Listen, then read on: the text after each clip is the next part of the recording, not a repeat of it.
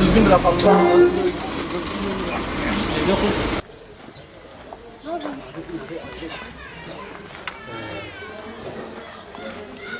Şimdi yazayım.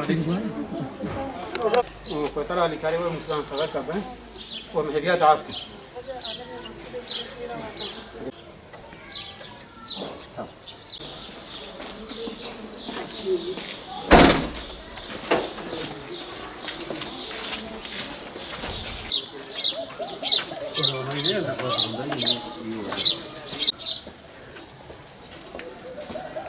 السلام عليكم. عليكم السلام. وجاب بخير. هذا الشهر زبر. أم جمهور حيوانيتين.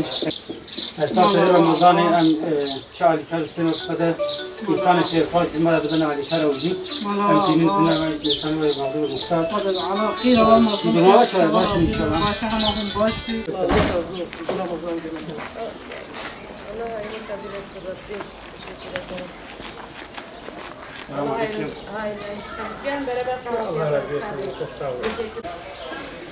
السلام عليكم. وعليكم السلام ورحمة الله. وجاب بخير. هذا شو راجل بخيرتي. إن شاء الله ما شاء الله. الله يزيد بعض تاخذ جربته. الحمد لله خذ شربته. Umut Kervanı'nın Dernekten bize Ramazan koli getirdiler. Böyle çocuklarımı yiyeceğiz. Allah hayırlarını kabul etsin Rabbi. umut kervanı yardım şmarani. Khuda alem mala ve ava. Khuda khira ve mazlum ke. Khuda şeva razı bir Rabbi. Bismillahirrahmanirrahim. Öncelikle mübarek Ramazan ayına bizleri ulaştıran Allah Celle Celaluhu'ya hamd ediyor. Bütün İslam aleminin Ramazan ayını tebrik ediyoruz. Bizler Umut Kervanı olarak Batman'da kurulduğumuz 2005 yılından beri her zaman mağdur ve muhtaçların umudu olmuş. Her yıl binlerce aileye aynı yardım olarak gıda, et, giyim, ev eşyaları, ayrıca nakdi olarak da imkanlar dahilinde yardımlarımızı sürdürmekteyiz.